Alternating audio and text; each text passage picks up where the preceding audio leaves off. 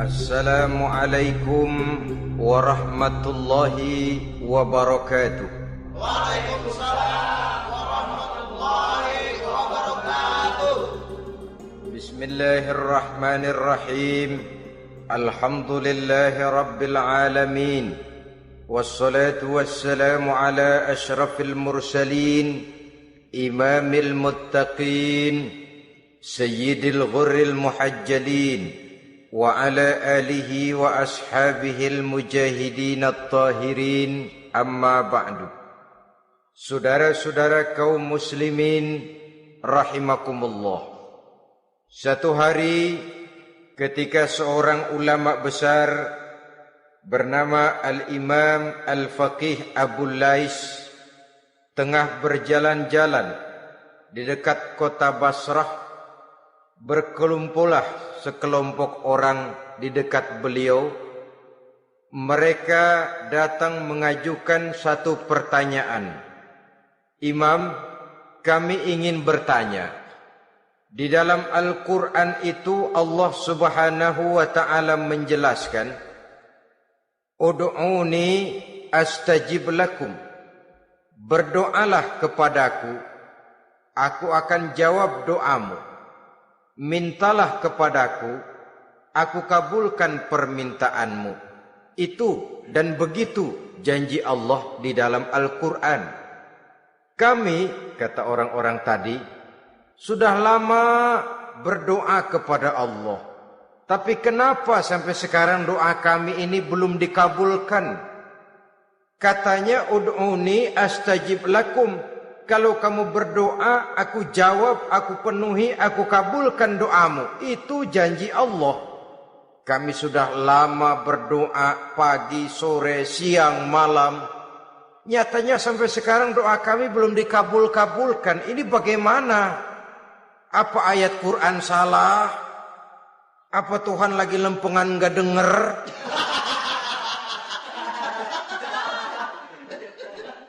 Apa doa kami yang terbalik? Kelihatannya sepele saja ini. Doa tidak didengar oleh Allah. Permohonan tidak dijawab, tidak dikabulkan oleh Allah. Tapi sebenarnya kalau kita mau merenung, kemalangan apa yang paling besar dalam kehidupan ini? Selain daripada kalau permohonan dan doa kita sudah tidak dihiraukan oleh Allah. Artinya hidup sudah tidak diopeni oleh Allah. Jangankan Allah, saudara-saudara, kita nggak diopeni sama mertua saja bingung. Ini mertua diem aja, kalau saya salah apa salahnya, kalau ada yang dikepengenin apa kepengenannya, boyak ngomong kenapa diem begitu. Ini tidak diopeni oleh Allah. Kemalangan apa yang lebih malang selain daripada kalau doa tidak didengar oleh Allah? Itu sudah kemalangan yang paling malang, lebih malang dari kota Malang saya kira.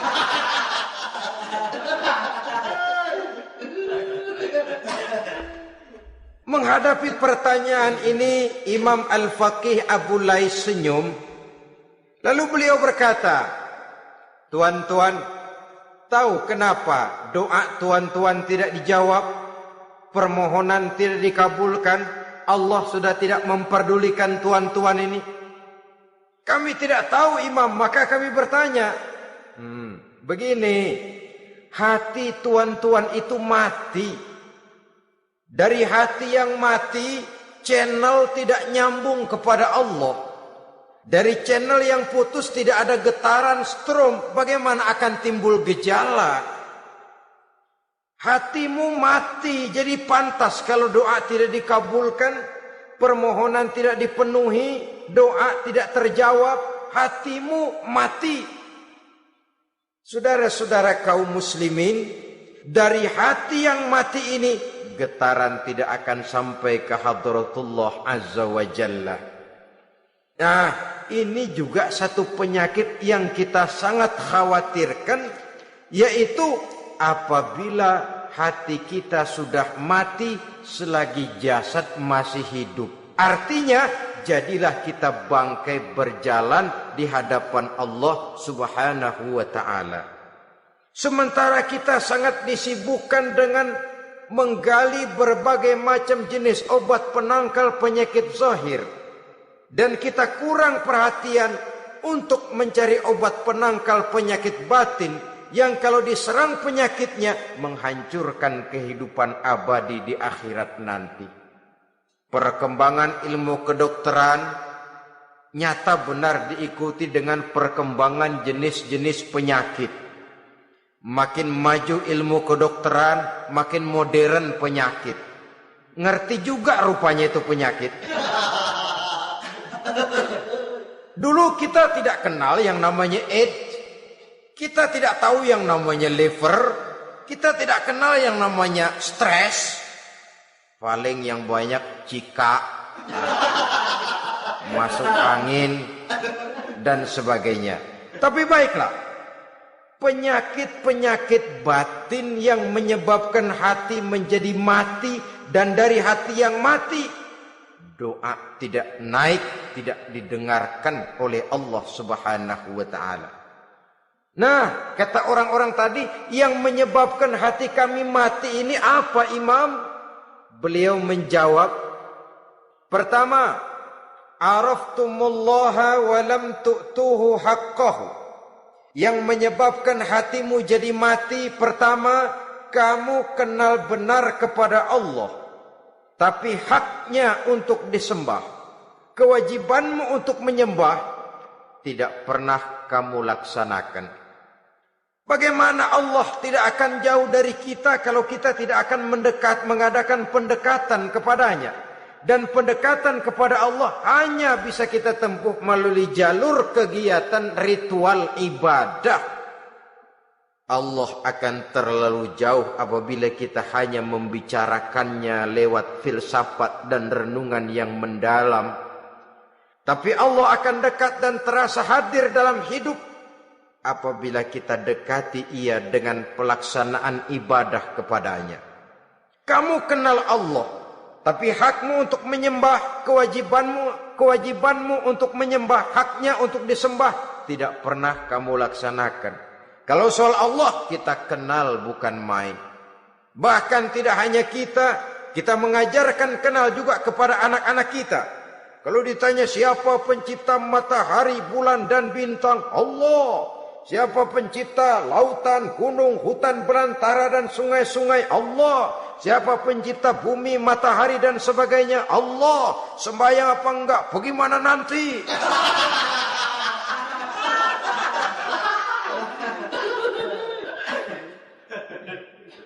Tanpa pendekatan, Allah akan jauh. Apabila Allah jauh, maka doa tidak akan didengarkan olehnya. Oleh sebab itu, logika mengajarkan kepada kita, berpayahlah dulu, wa mal ladzatu illa ba'da ta'ab, inna ma'al usri yusra. Di balik kesulitan menunggu kemudahan. Nikmat baru akan terasa, kelezatan hidup baru akan terasa setelah kita jerih payah banting tulang peras keringat. Rasanya memang lebih nikmat sepotong singkong hasil cucuran keringat sendiri ketimbang roti dijejelin orang. Ini berarti kita ingin mohon pertolongan kepada Allah. Sementara dengan Allah sendiri kita jauh. Sama saja dalam kehidupan kita analoginya, saudara-saudara. Orang tidak kenal kepada saudara. Tahu-tahu jauh dari saudara. Tahu-tahu datang mau minjem duit. Apa kesan saudara? Enak aja, kenal enggak, dekat enggak, datang-datang mau minjem duit. Emang duit percetakan bapak lu?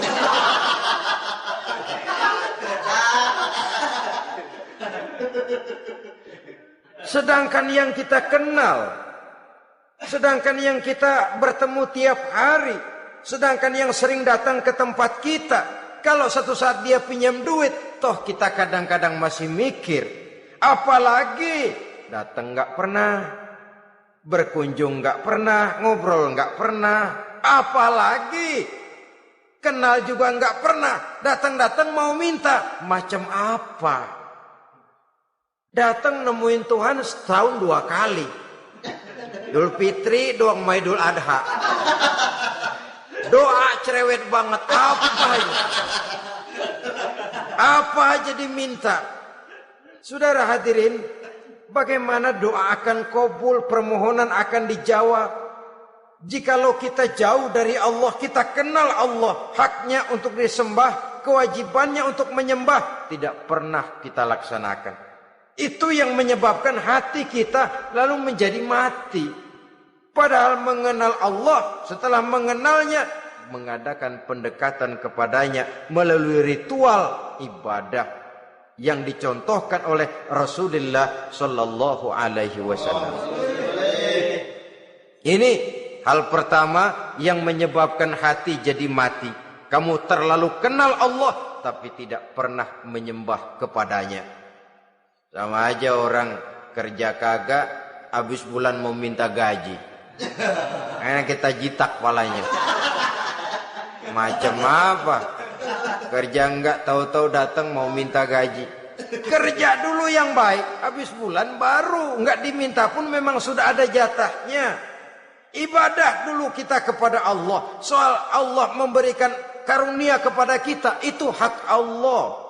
Apabila kita dekat dengannya, ibadah yang kita laksanakan benar, karunia itu akan datang kepada kita. Saudara-saudara, yang kedua yang menyebabkan hati jadi mati, qara'tumul Qur'an walam ta'malu bih. Kamu baca Al-Qur'an tapi ajarannya tidak pernah kamu amalkan.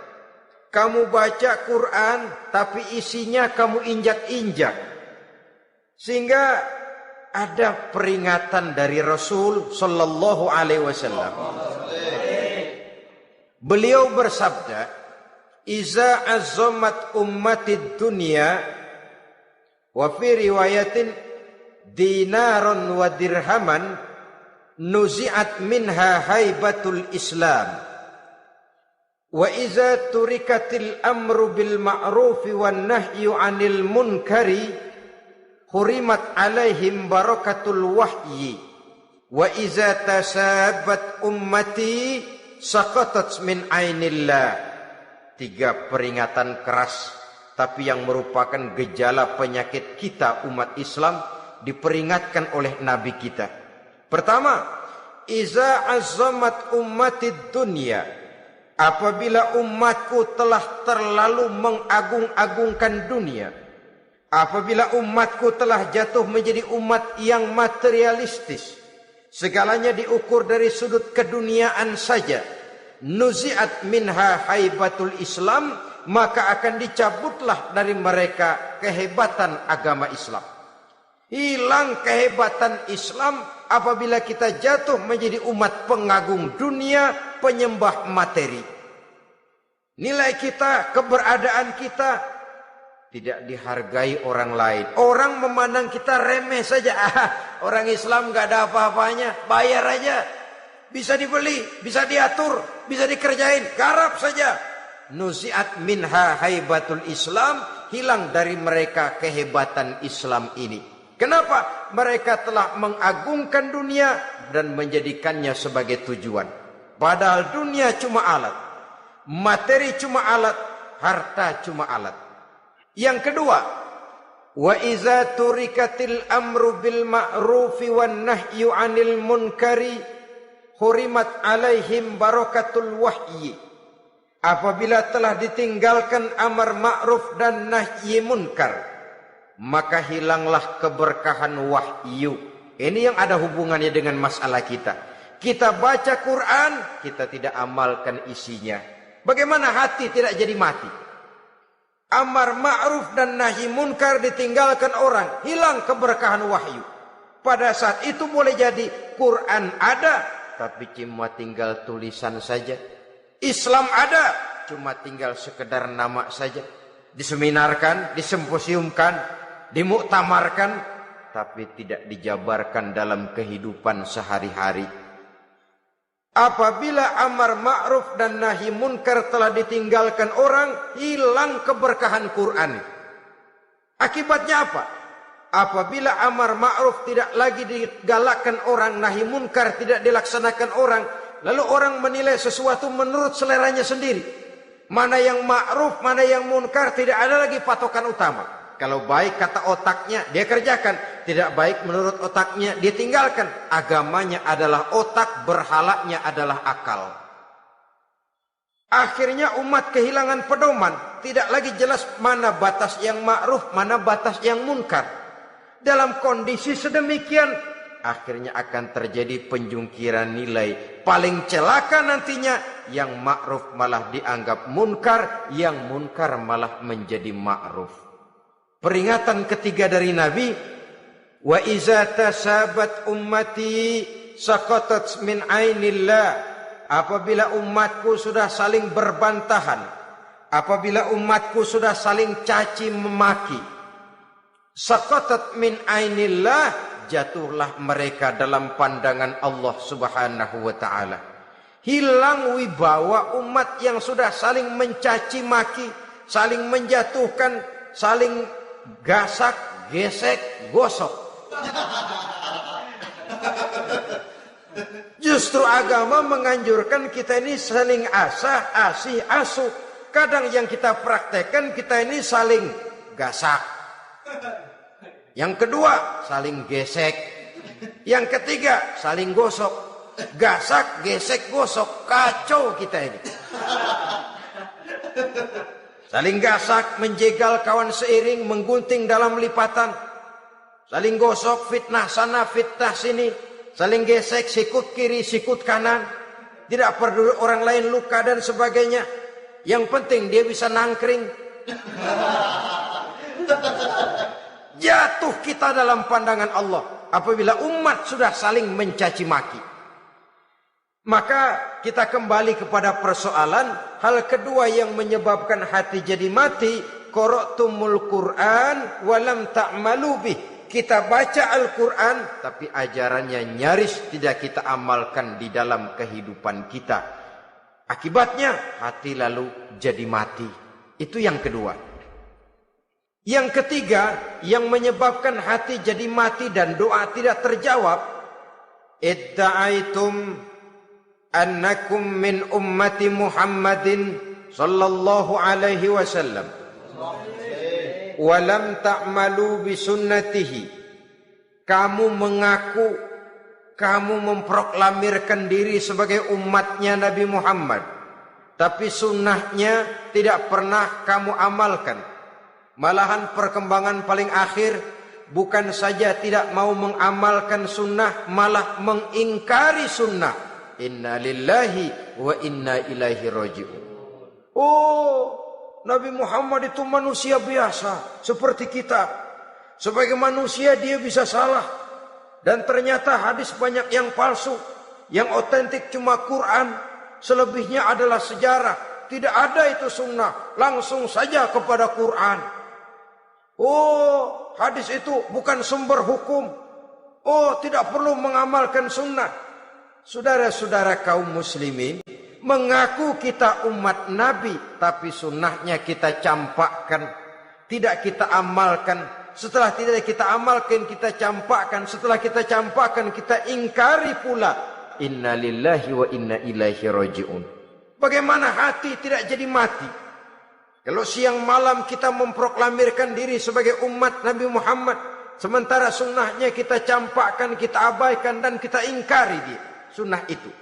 Padahal jikalau sekarang kita mengenal Islam, jikalau kita sekarang mengerti halal haram, tahu hak batil, bisa memilah dan memilih antara yang ma'ruf dengan yang munkar, itu utamanya adalah karena jasa Nabi Muhammad sallallahu alaihi wasallam.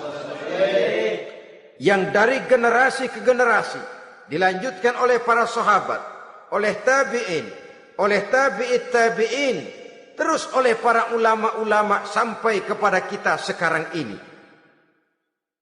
Walaupun beliau hanya berfungsi sebagai penyampai, tapi kepribadiannya dijadikan model oleh Allah Subhanahu wa taala di dalam kita melaksanakan kehidupan beragama.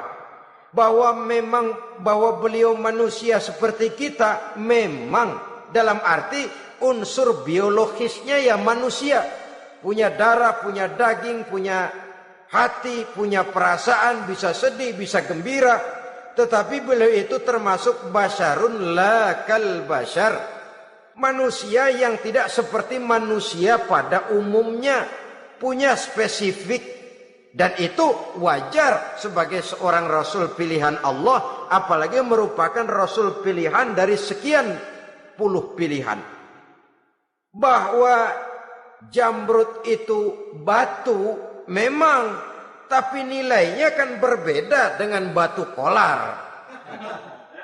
Satu truk batu kolar dengan barangkali segenggam batu jamrud, nilainya tentu jauh lebih mahal batu jamrud. Kalau soal batunya, sama batunya, tapi nilainya berbeda karena esensinya berbeda. Kita manusia, Nabi Muhammad juga manusia, sama manusianya memang, tapi kualitasnya, nilainya tentu jauh panggang daripada api. Itu sebabnya Allah menjadikan beliau sebagai model. Laqad kana lakum fi rasulillahi uswatun hasanah. Di dalam diri Rasul itu terdapat contoh teladan yang sangat baik bagi kita. Oleh karenanya, pada pertemuan kali ini, apabila kita konsekuen mengaku umat Nabi Muhammad, marilah konsekuen juga menegakkan sunnahnya. Yang keempat, yang menyebabkan hati jadi mati dan doa tidak terjawab, akaltum ni'mata rabbikum walam tashkurulah. Tiap hari kamu makan nikmat Tuhanmu, tapi kamu tidak pernah mau bersyukur kepadanya, kepada Allah Subhanahu wa ta'ala. Nikmat Tuhan kita doyan banget, tidak pernah sehari dan sesaat pun terlepas diri dan hidup ini dari nikmat-nikmat yang diberikan Allah. Sejak kita bangun tidur sampai tidur kembali, bahkan tidur itu sendiri, di pasar, di sawah, di kantor, dimanapun kita berada, gak pernah nikmat Allah berhenti. Hidup kita dalam alam diberikan segala fasilitas untuk menunjang kehidupan. Gak pernah Allah pasang pajak matahari, gak pernah Allah pasang pajak gas udara. Nikmat-nikmat yang banyak itu tiap hari kita kecap, tiap hari kita nikmati, tapi kita tidak pandai bersyukur. Padahal Allah memberikan peringatan keras dalam hadis qudsinya, man lam yashkur ala na'mai wa lam yasbir ala balai falyakhruj min tahti samai wal yatlub rabban siwaya. Siapa yang tidak mau bersyukur terhadap nikmat yang aku berikan kepadanya, dan tidak mau bersabar terhadap ujian yang aku berikan kepadanya, silahkan keluar saja dari kolong langit ini dan cari Tuhan selain aku. Diusir oleh Allah. Kalau orang tidak mau bersyukur terhadap nikmat yang aku berikan, dan tidak mau bersabar terhadap ujian yang aku timpakan, keluar dari kolong langitku, keluar, cari Tuhan selain aku. Diusir. Lah yang ngusir Allah. Anak sekarang bilang mau ke Menong.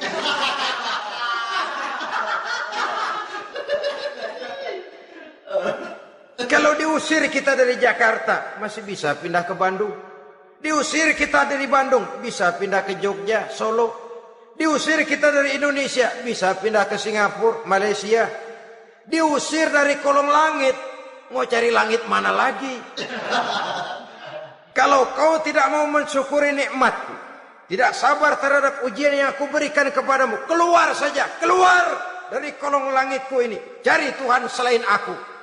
Kalau istilah kita mah Tuhan, jengkel banget udah itu.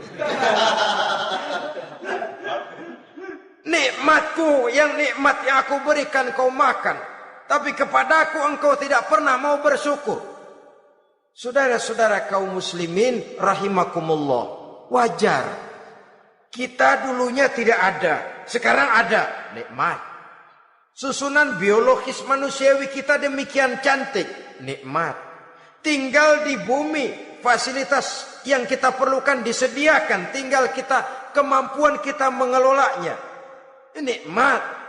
Diberikan kita otak yang membedakan kita dengan binatang, nikmat. Diberikan kita agama, diutus para rasul untuk jadi model dalam kehidupan kita, nikmat. Kalau cara kita emang kurang apa sih? Apa yang kurang, hai manusia? Engkau tidak ada, aku adakan. Kalau aku perintahkan kau tinggal di bulan, mungkin kau tidak akan sanggup hidup. Begitu lahir juga kelepok-kelepok habis. Ya enggak ada HO2 toh di bulan. Mau ngisap apa? Aku tinggalkan kau, aku perintahkan tinggal di permukaan bumi. Alamnya indah, fasilitas serba menunjang. Nikmati semuanya, semuanya untuk kamu, semuanya. Satu pintaku, syukuri nikmat yang aku berikan kepadamu. Ya bukan cuma syukur dalam ucapan, syukur dalam perbuatan. Banyak nikmat yang diterima, makin banyak dia sujud, makin banyak dia ruku, makin banyak dia mengadakan pendekatan kepada Allah. Syukur dalam artian berupa tindakan dan perbuatan, mempergunakan nikmat sesuai dengan kehendak yang memberikan nikmat itu sendiri kepada kita. Saudara-saudara kaum muslimin rahimakumullah. Ini penyakit yang keempat. Kamu makan nikmat Tuhanmu, tapi kamu tidak pernah pandai bersyukur kepadanya. Mensyukuri nikmat yang diberikan tadi. Bagaimana hati tidak jadi mati? Kita sibuk mempersolek jasmani, mencari obat penangkal penyakit zahir. Maka yang ramai di zaman sekarang saudara lihat, salon, fitness, senam, macam-macam jenis. Tidak ada salahnya dan tidak ada jeleknya. Tapi kalau itu sampai melupakan kita kepada memperindah batin, memperbaiki jiwa, artinya bukankah kita perlahan tapi mempersiapkan diri menjadi bangkai berjalan di hadapan Allah. Dengan operasi plastik, yang pesek jadi mancung, yang sipit jadi belok, kulit keriput jadi kencang, pipi terlalu cekung bisa diatur. Saudara-saudara, tapi kalau hati yang rusak, jiwa yang rusak, kemana lagi kita akan berobat kalau bukan kepada agama? Maka hati itu jadi mati apabila kita selalu memakan nikmat Allah dan tidak pandai mensyukuri nikmat itu. Dari hati yang mati tidak akan ada getarannya. Oleh sebab itu doa tidak terjawab. Selanjutnya yang menyebabkan doa tak terjawab dari sebab matinya hati, qultum annal mauta haqqun wa lam tasta'iddu lahu. Kamu berkata, kamu yakin bahwa mati adalah sesuatu yang benar, tapi kamu tidak pernah punya persiapan untuk mati. Padahal menurut logika, orang yang akan bepergian jauh tentu dia harus mempunyai bekal yang cukup. Semakin jauh jarak perjalanan yang akan ditempuhnya, semakin banyak perbekalan yang harus dibawanya. Dahulu, seketika beberapa jamaah dari Yaman akan melaksanakan ibadah haji dengan nekat, mereka berprinsip, pokoknya kan berangkat haji jadi tamunya Allah, nanti Allah yang akan ngelayanin. Mereka nekat, modal badan doang berangkat. Diadukan kepada baginda Rasul, lalu turun peringatan dari Allah, wa tazawwadu fa inna khairaz zadi taqwa. Jangan begitu, bawa bekal. Sesungguhnya bekal yang paling baik adalah takwa. Bahwa berangkat dengan bekal takwa itu bekal yang paling utama. Tapi bekal-bekal yang lain pun jangan diabaikan. Kalau kita akan berangkat untuk tujuan yang baik, bekal yang paling utama memang takwa. Tapi tidak berarti harus mengabaikan bekal-bekal yang lain. Begitulah, semakin jauh perjalanan yang akan kita tempuh, semakin banyak bekal yang harus kita hadapi. Kalau saudara mau pergi ke Surabaya, tidak membawa bekal kemudian berani berangkat, rasanya sih saya pikir itu bukan berani, nekat namanya. Sama saja orang belum pernah sembahyang mati. Nekat tuh orang. Berani amat. Belum berbuat kebaikan barang sedikit pun sudah mati. Nekat namanya itu. Sama saja tadi, nggak bawa bekal apa-apa berangkat ke Surabaya. Sampai Surabaya belum tentu, sengsara udah jelas. Belum punya bekal yang baik sudah mati. Sampai ke surga belum tentu, tapi kebelangsak dan sengsara rasa-rasanya pasti itu.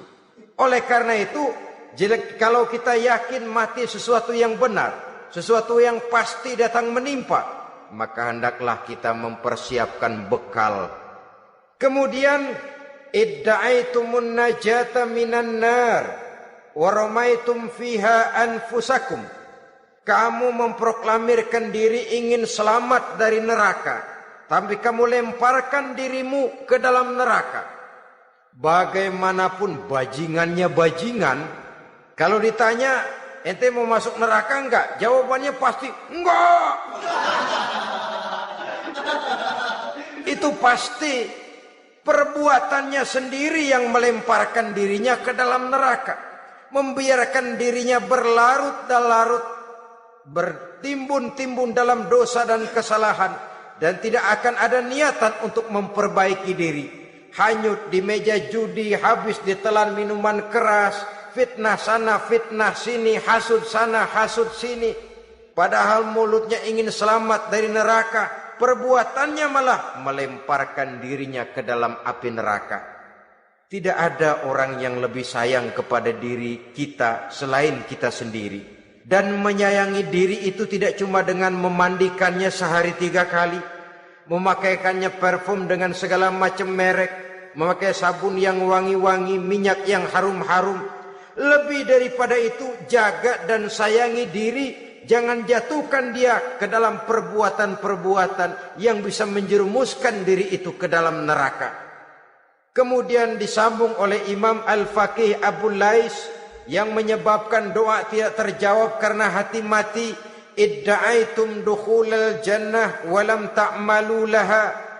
Kamu ingin masuk surga, tapi kamu berat mengamalkan perbuatan yang bisa menyampaikan kamu ke surga. Semua kita kalau ditanya, mau masuk surga? Mau. Tapi jarang yang berlomba melakukan perbuatan-perbuatan yang bisa menyampaikan kita ke surga.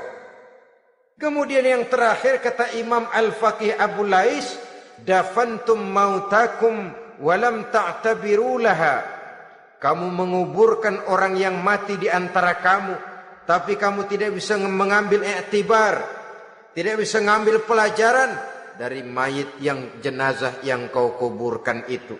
Mestinya kan nguburin orang tuh membuat sadar. Iya, kalau sekarang dia saya baringkan di liang lahat, menghadap ke arah kiblat, bantalnya tanah, setelah itu ditutup dengan papan, lalu ditimbun dengan tanah. Iya, sekarang giliran dia, giliran saya, entah besok, lusa, bulan depan, tahun depan, tapi pasti mengubur mayat, mengubur jenazah, tapi tidak bisa mengambil iktibar dari yang dilaksanakannya itu. Ini merupakan penyakit-penyakit batin yang merupakan handicap, yang menimbulkan jarak antara kita dengan Allah Subhanahu wa ta'ala. Pantas kalau itu semua ada pada diri kita, hati jadi mati. Dari hati yang mati, doa tidak akan tembus. Kita tidak lagi akan diperdulikan oleh Allah Subhanahu wa ta'ala. Dan itu sekali lagi kemalangan yang terbesar dalam kehidupan kita. Bagaimana jalan keluarnya? Pertama, memperbaiki batin kita, menyelamatkan diri daripada penyakit-penyakit yang bisa mematikan hati seperti yang sudah saya sebutkan tadi. Yang kedua, berdoa dengan adab. Sehingga tata cara di dalam kita bermohon kepada Allah Subhanahu wa taala dibicarakan secara khusus oleh Al-Imamul Ghazali dalam kitab Ihya beliau yang disebut adabud doa. Adab di dalam kita melaksanakan doa kepada Allah Subhanahu wa taala. Setelah batin ini bersih dari penyakit-penyakit hati yang bisa menyebabkan hati jadi mati, berdoalah kita kepada Allah. Bagaimana adabnya? Kata Imamul Ghazali rahimahullah, yang pertama hendaklah ia di dalam berdoa itu memilih waktu yang mulia. Minal awqatis syarifah, kata beliau. Memilih waktu-waktu yang punya nilai mulia. Ramadan dalam 1 tahun, Jumat dalam tiap minggu, sepertiga malam yang akhir pada setiap hari. Waktu-waktu yang punya nilai mulia. Walaupun misalnya saudara berdoa pada hari Kamis, tidak ada halangannya Allah mau kabulkan. Ini tidak berarti bahwa kalau sudah berdoa hari Jumat lalu hari Kamis tidak mau berdoa, tidak. Lebih memilih mengintai waktu-waktu yang punya nilai mulia. Lailatul Qadar sekali dalam setahun. Waktu-waktu yang punya nilai mulia. Logikanya begini saudara-saudara. Kalau kita datang ke rumah seseorang, tujuan utama kita minjem duit, yang paling pertama kita perhitungkan tanggal berapa nih? Kan itu toh. Tanggal berapa? Kalau tanggal 20 atuh minjem duit. Orang lagi ngap-ngapan. Boro-boro dia bisa minjemin, dia sendiri mungkin lagi pusing. Kita lebih dulu kita amatin tanggal berapa nih? Yang enak sore apa siang? Jam 2. Jam 2 dia baru pulang dari kantor, tapi giliran tidur. Kalau dia tidur dibangunin datang mau minjem duit, kagak dimaki-maki sudah kebagusan deh. Kan kita lihat waktunya, timingnya kata orang sekarang. Tanggal berapa, sore apa malam, apalagi gulem apa terang bulan. Itu semua sudah kita atur sedemikian rupa, memilih waktu.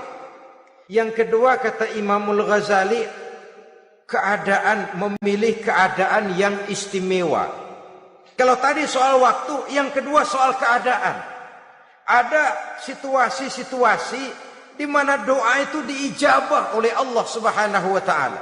Di antaranya kata Imam Abi Hurairah, "Inda zahfi sufuf fi sabilillah." Pada waktu mengatur barisan perang membela agama, di situ doa kabul. Inda nuzulil ghais, ketika turun gerimis, di situ doa makbul. Inda iqamis shalah, ketika salat mau didirikan, riwayat lain bainal azan wal iqamah, antara azan dan qomat, di situ doa makbul. Itu memilih keadaan-keadaan. Kemudian yang ketiga kata beliau, berdoa menghadap kiblat. Ya, apa kalau doa madhab mudik Tuhan gak tahu? Tahu. Tuhan gak dengar? Dengar. Cuma lebih etis. Lebih etis kalau kita berdoa menghadap ke arah kiblat. Saudara-saudara kaum muslimin rahimakumullah. Yang keempat, hifdzus shaut, menyederhanakan suara. Tidak terlalu keras, juga tidak terdengar orang lain, apalagi kalau doa kita diaminkan oleh orang lain. Tidak usah terlalu keras. Kenapa? Karena Allah yang kita meminta kepadanya bukan zat yang tuli, bukan zat yang buta, bukan zat yang tidak dengar, bahkan Dia Maha dengar. Juga tidak terlalu seperti orang berbisik-bisik, apalagi kalau doanya doa bersama-sama. Tapi kadang-kadang terdorong oleh husnuzon dari para makmum saja. Tidak peduli apa yang dibaca oleh imam, yang kedengaran cuma amin aja gerengan. Amin, amin, amin, amin, amin, amin.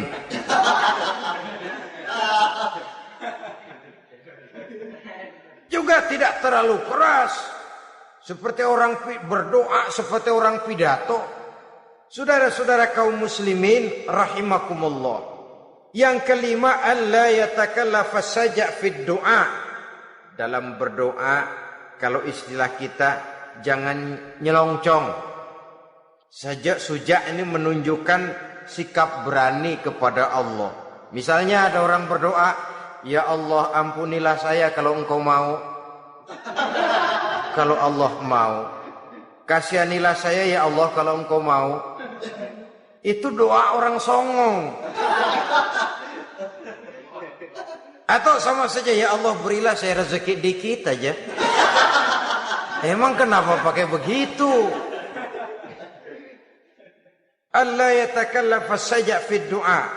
Yang keenam kata Imamul Ghazali, at-tadarru' wal khusyu'. Dengan tadarru' dan khusyuk, dengan sikap tawadu, benar-benar ya seperti kita lah kalau datang memang menghajatkan pertolongan dari seseorang, segala action kita atur supaya hajat kita itu kabul, kan begitu. Kadang-kadang istilah orang kalau perlu ngesor mah ngesor dah, yang penting permintaan dikabulkan, begitu saja. Kita lihat sekarang ini, ramai orang bicara soal film-film Parno. Kelihatannya pendatang-pendatang baru pokoknya asal bisa main dah, bugil ya bugil dah. Yang penting nyohor, bisa tampil. Walaupun dalihnya semua sama, mula-mula cuma iseng. Adegan panas bagaimana? Kalau tuntutan skenario apa boleh buat? Apa boleh buat? Emang nggak bisa milih. Setelah film beredar baru saya juga jijik ngelihat, ya tadi kemana waktu bikin?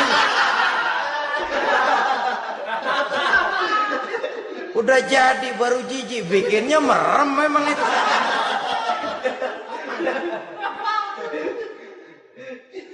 Tapi ada satu analogi, asal bisa main, asal bisa tampil di layar, apa saja jadi taruhan sudah. Bugil ya bugil dah. Enggak soal dah, pokoknya bisa main, tampil, nyohor. Masuk koran. Udah seperti kata-kata orang Arab, bul ala zamzam fatu'raf. Kalau pengen terkenal, kencingin sumur Zamzam. Artinya apa? Bikin yang aneh-aneh, yang orang enggak kerjain, ntar ngetop. Yang ngetop lempengan jeleknya. Sumur Zamzam dikencingin, kan nyohor itu. Sedunia orang kenal. Kenapa? Gila.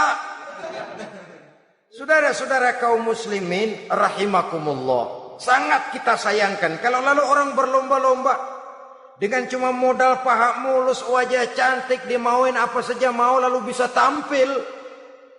Akibatnya yang jadi korban adalah anak-anak kita.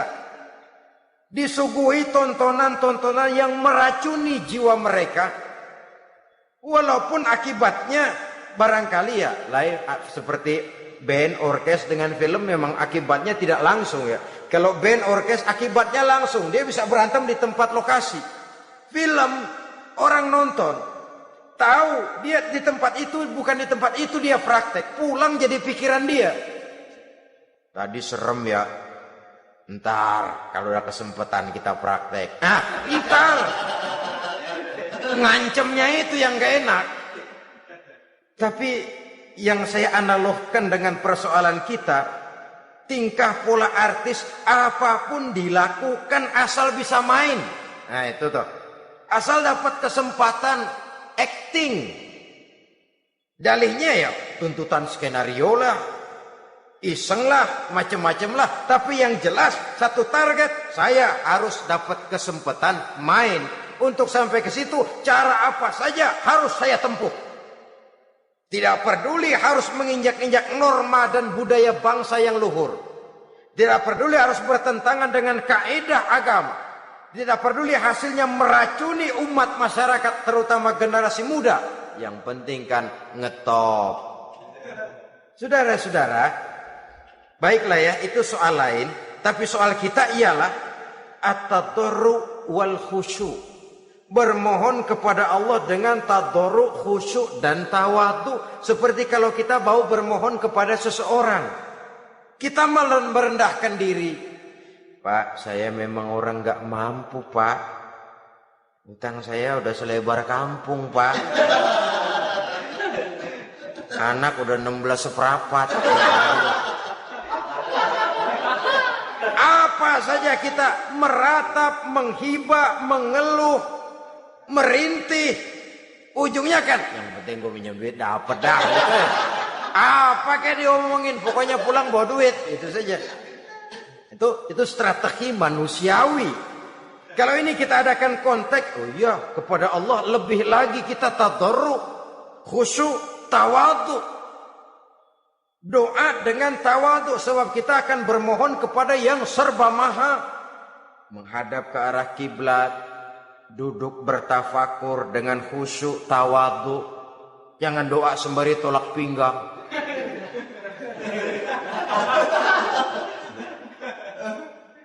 Yang ketujuh kata Imamul Ghazali, ayyujzimad du'a wa yuqina bil ijabah. Hendaknya dia menjazamkan doanya itu dan yakin bahwa doanya akan dikabulkan oleh Allah. Sebab kata Nabi, innallaha la yaqbalu du'aan min qalbin ghafilin lahin. Allah Subhanahu wa ta'ala tidak akan menerima doa dari hati yang lalai dan main-main. Doa ke orang ugah-ugahan.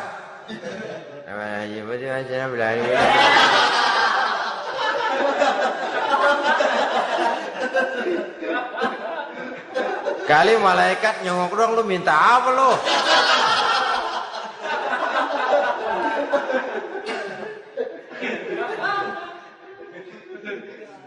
Seperti tadi itu, kita datang mau minjem duit sama orang, ngomongnya ogah-ogahan. Minjem duit dikasih syukur enggak, ya udah. Ya enggak dah, enggak dikasih sudah. Kenapa? Mintanya begitu. Enggak serius dan enggak yakin bahwa doanya akan dikabulkan. Kalau kita sudah punya keyakinan, jangan-jangan doa saya enggak diterima Allah. Enggak. Kata Allah, ana inda zonni abdi bi.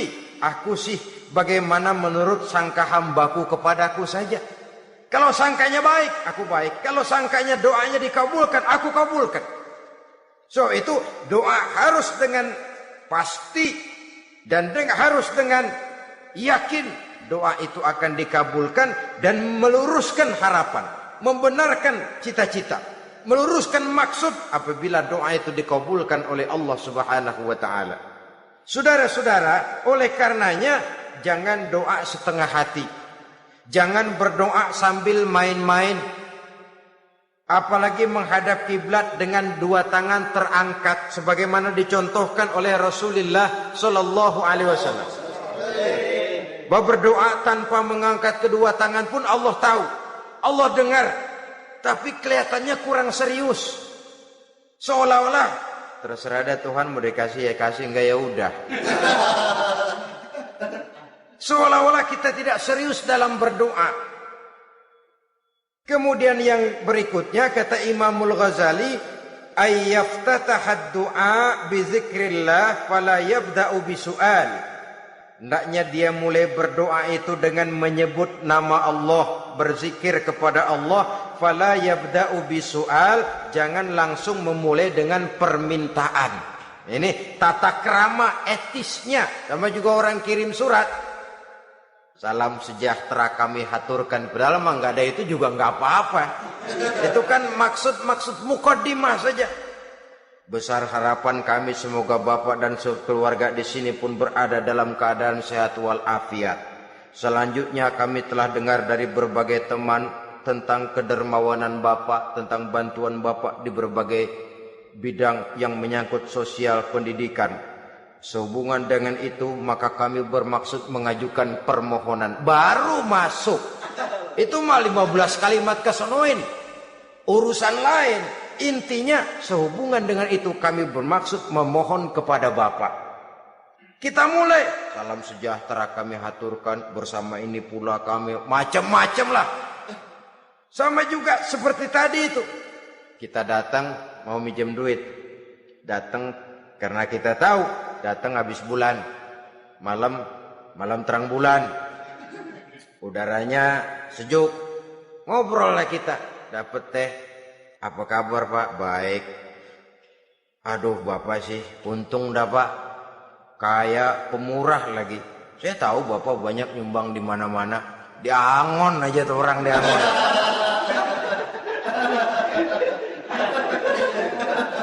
Kira-kira udah mau telap aja baru dikedat.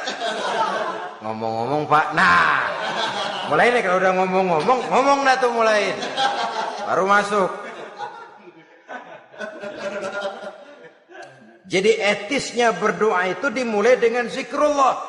Karena itu umumnya dimulai dengan Alhamdulillahi Rabbil Alamin. Kita puji dulu Allah.